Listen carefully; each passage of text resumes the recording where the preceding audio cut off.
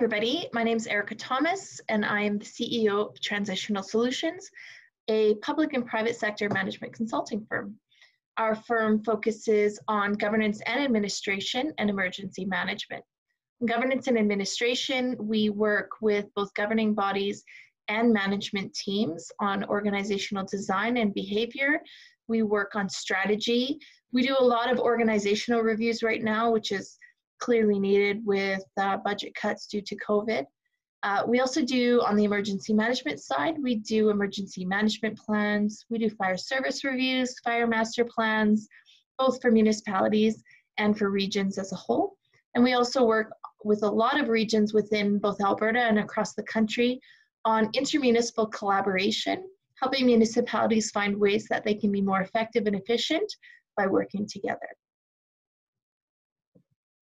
Hi, my name is Randy Schroeder, President of the Alberta Fire Chiefs Association. The Alberta Fire Chiefs Association is 70+ years of members advocating on behalf of fire services across the province, issues and concerns that are related to the delivery of fire services as an essential service, increasing public safety across the province. We're a collective member-driven organization that offers the opportunity for you to become part of a network of members across Canada who share expertise on a wide variety of fire service related issues. As an AFCA member, you have the chance to participate in discussions at various meetings and an opportunity to share opinions across a wide network, concerns with colleagues in the fire service, all dedicated and committed to improving services. One of the chief resources that we provide our members is through the Alberta Fire Chiefs Association bookstore. You can access the bookstore at www.afca.ca for more information on either becoming a member or accessing one of the largest distribution networks of materials in the country.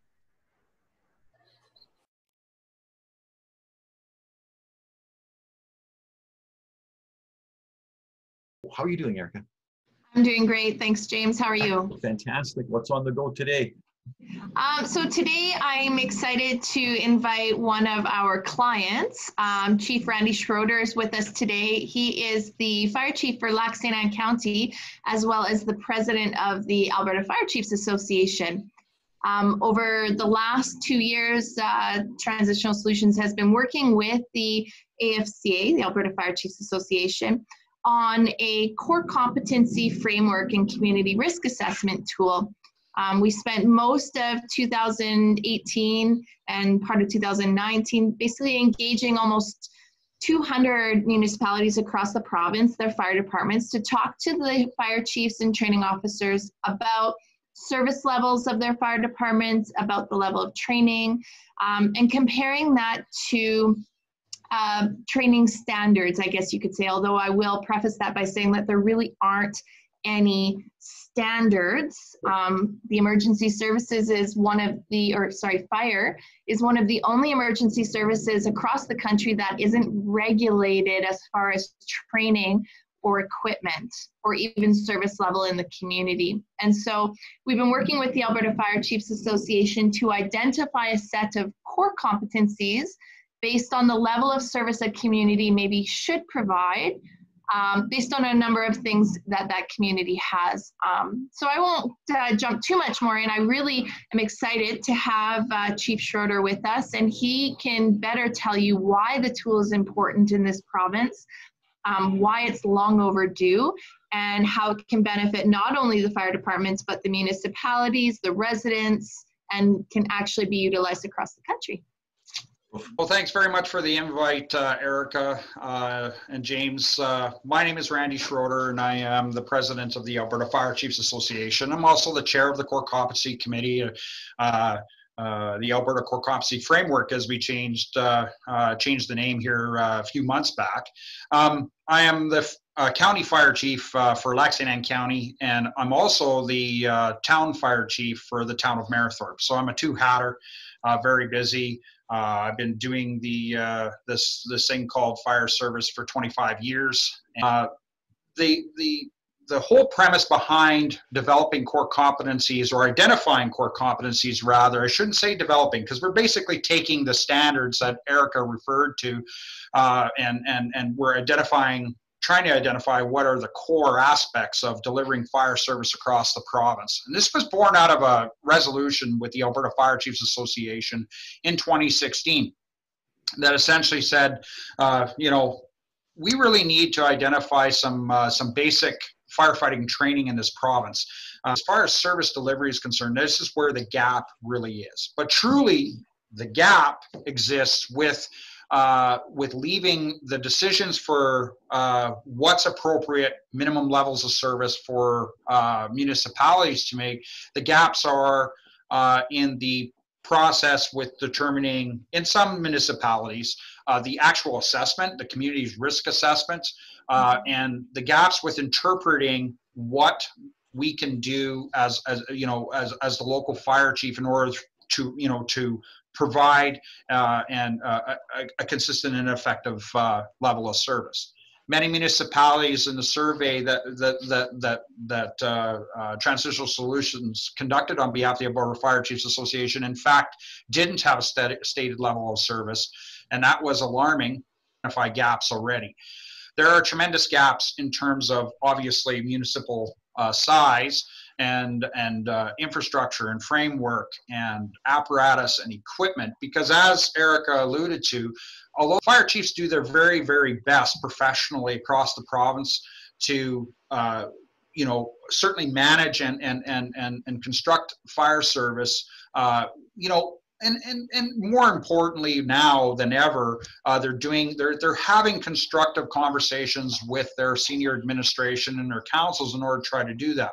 But that missing piece still existed, and the missing piece was that taking the interpretation, the vast array of standards and job performance requirements for training fire service professionals in this province, regardless of whether you're rural, urban, volunteer, or paid on call, or full-time.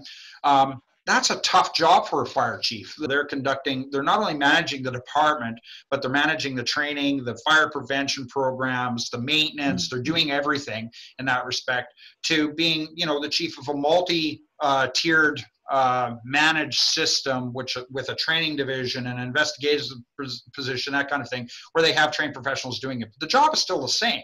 The job still requires you to assess your community's risk, determine what is in fact what's making what constructs your community, what is the matrix, how much commercial, how much forest, how much a risk is there with water, and trying to interpret all of that. So and in light of the current financial environment in most recent past, COVID aside, grants all but disappearing, and the decisions to where you can spend your money for your community's risk assessment is really, really a tough one.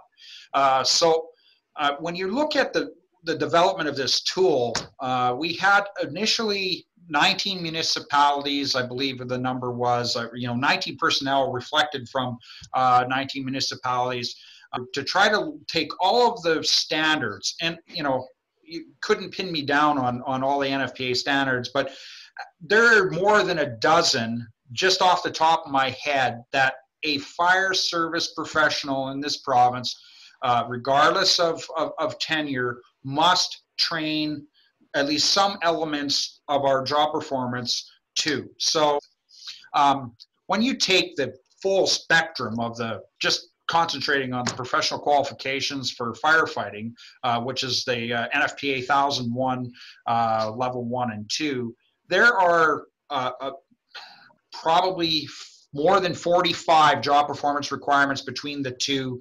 It might even be higher than that.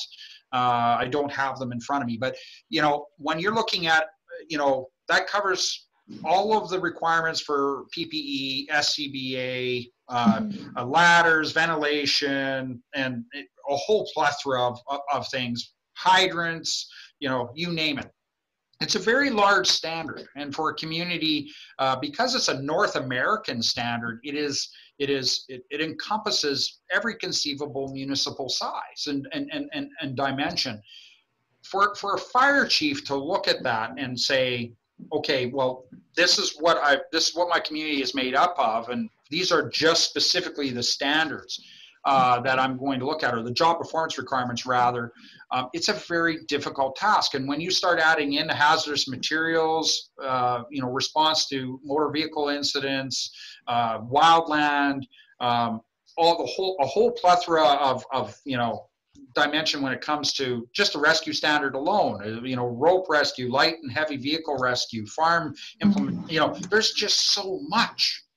And the question is, how long does a fire chief have, and how much work does a fire chief, or can a fire chief really put into formulating an effective training program? So as such, the fire chiefs across the province, if they're not doing it themselves, they were prior to the core competency framework being in existence. They would interpret the best that they could, typically utilize the entire standard and try to facilitate and accommodate the training of firefighters to the whole standard. And for some municipalities, that's very appropriate. They just have to. There's just a tremendous amount of work to be done. There's of none, because they're really trying and they can be called upon. They got to be on game.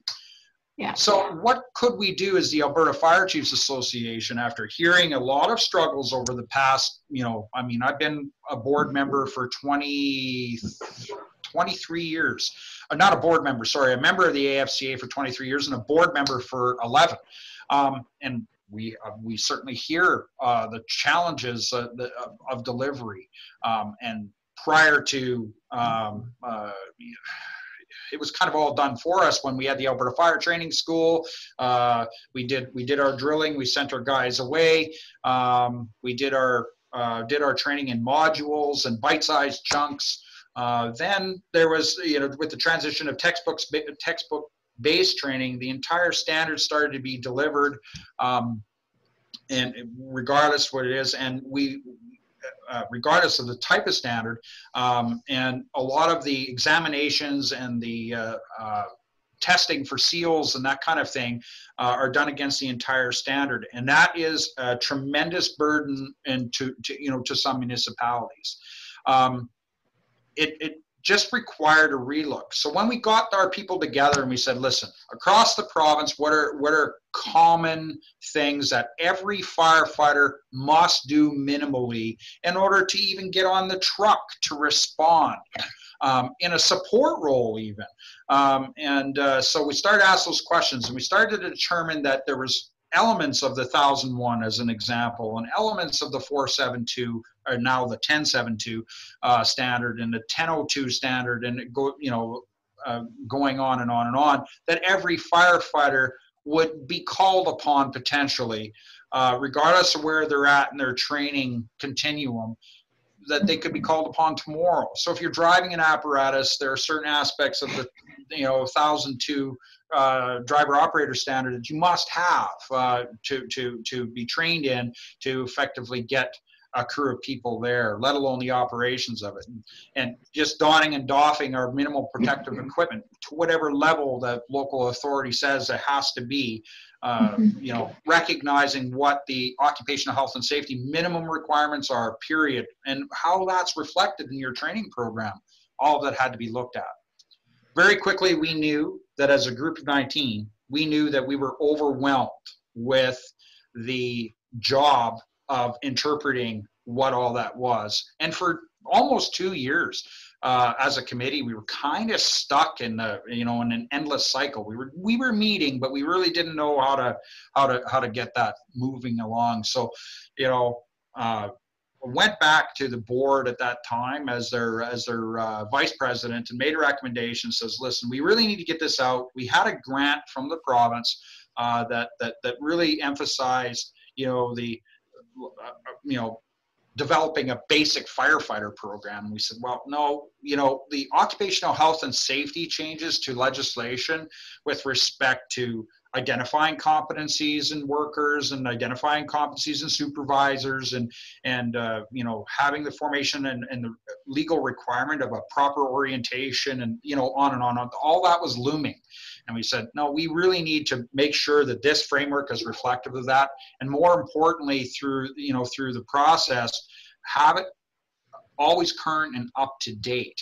So we engaged Transitional Solutions through an RFP process.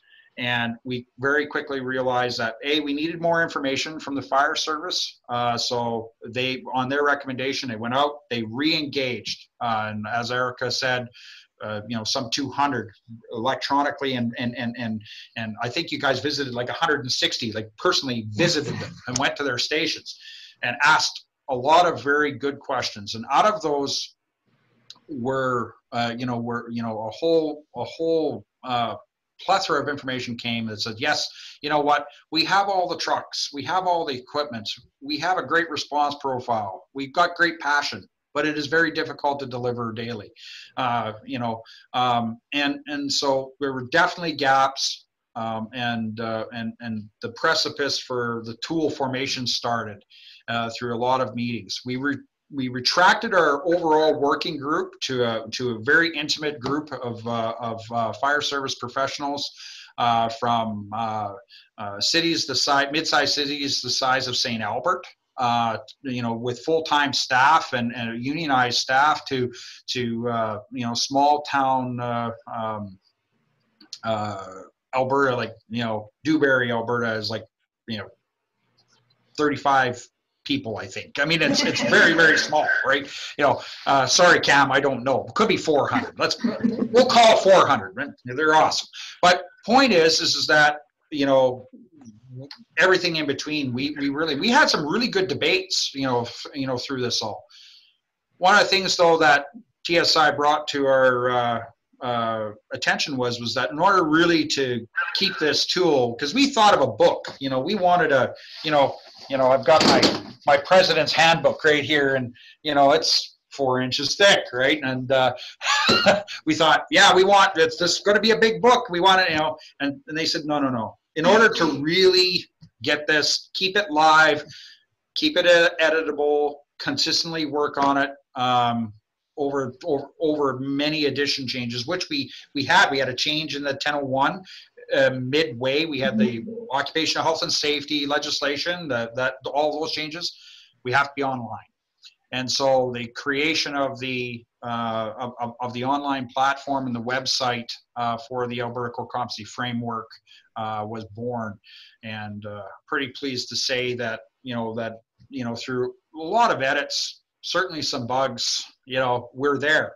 We have a tool that was launched at the Canadian Association of Fire Chiefs last fall at their conference in Calgary. We've had, Erica, how many tests how many people have used it? Well over 150 fire departments across the province, and we've had some as far as Ontario that have wanted to sort of test run it. Yeah. I think what I would say sort of in simplest terms for people to understand what the tool does is a fire chief or a town manager or a training officer would basically go into the tool and they answer a series of questions. They go through a survey and they identify, okay, do you have water in your community? Do you have heavy industry? How many people are there? Do you have major highways? And then it spits out a community risk assessment and identifies service level that the community should consider. Obviously, we can't tell a municipality, as Randy said, what service level they have to provide, but based on the risks in their community, it spits out a service level that they should provide. And then it provides the level of training that their firefighters, or that a minimum number of their firefighters should have in order to provide that service level. And it provides those service levels in a number of different areas. So a municipality could say, okay, we definitely want to provide a certain service level in building fires, but we really don't want to get into water rescue. Okay, so you choose, yes, we're going to provide building fire entry, but we are not going to provide water rescue. And then the tool basically tells them, here's the training that you need. So any fire department can then print that out and have a very clear picture of what level of training their firefighters should have in order to provide that level of service. It definitely helps the fire chief in legitimizing budgets to council and saying, you know, Mr. Mayor or Madam Mayor, this is the level of service that you have said we want to provide by a fire service bylaw to our community. In order to provide this level of service, we need to have this training level in order to follow occupational health and safety guidelines, and in order to ensure both the safety of our firefighters and reduce the liability risk to the community. You know, really, like, that safety of the firefighters is huge. The amount of communities in this province that are operating, firefighters have this innate need and drive to save people. We need to make sure that they are qualified and trained to do their job. And I hope that this tool helps them do that. I need to echo what you just said regarding legitimizing what, you know, the voice of the fire chief, because not all fire chiefs enjoy long tenure with their municipalities that they're currently working for. There are some new fire chiefs coming in. There's some, you know, fire chiefs that have just been hired and have been asked to, you know, retool, if you will, or rejig the fire service that they've just come into. It's not only looking to council, but it's also what are the firefighters want, because it's all about saving time for the firefighter. We need to value the time commitment that the volunteer, whether they're paid on call or truly volunteer, is able to give us and provide the most impactful, appropriate training to the task that we're asking them to do and the responses that are coming in. And so this is all about finding time in order to deliver. Now, it's not, and I want to make absolutely sure that everybody understands across the province, the AFCA is not promoting a new training curriculum or indoctrinating, not training to the full intensive standards. Like, if you're able to do that as a municipality and your infrastructure supports all of that, go nuts as far as I'm concerned. You're really, you're able to do it. If you're a municipality that's struggling, again, the standards are to be referenced. They're recommended best practice.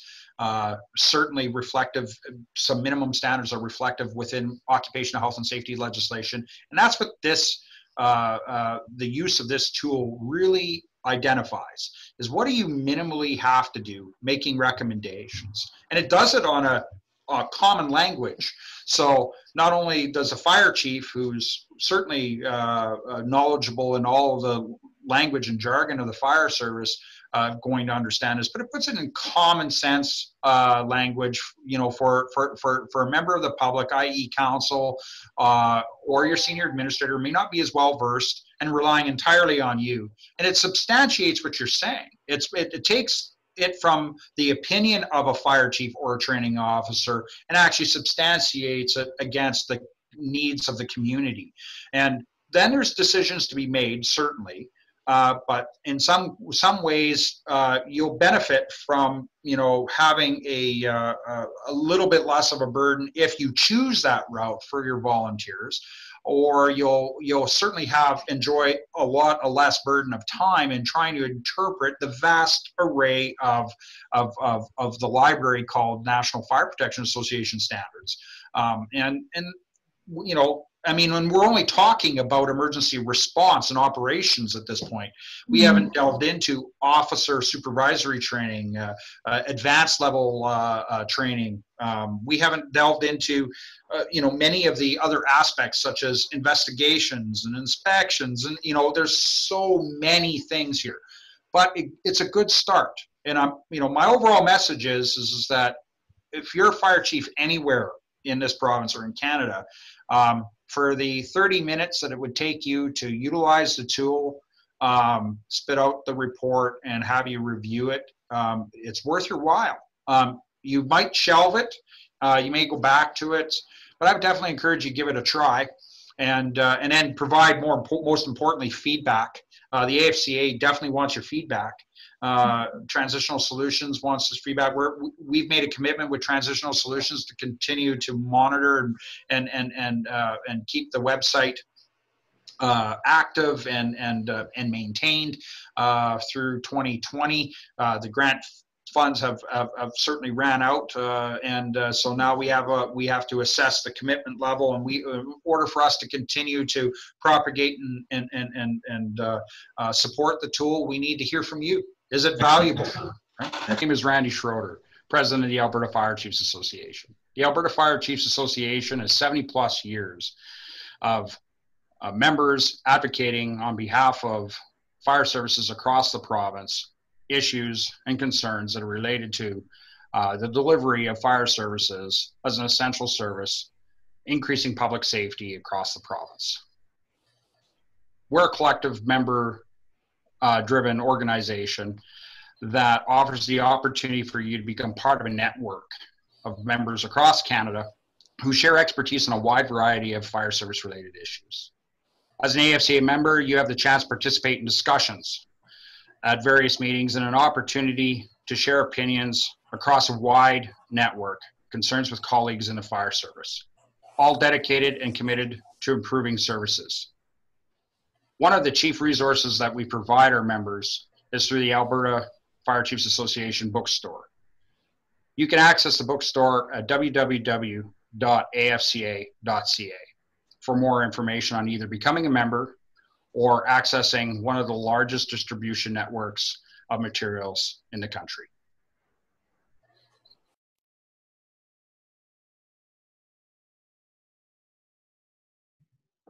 Hi, everybody. My name is Erica Thomas, and I am the CEO of Transitional Solutions, a public and private sector management consulting firm.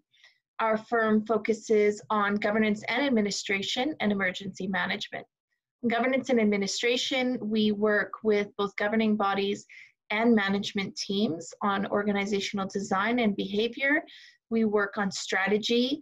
We do a lot of organizational reviews right now, which is clearly needed with budget cuts due to COVID.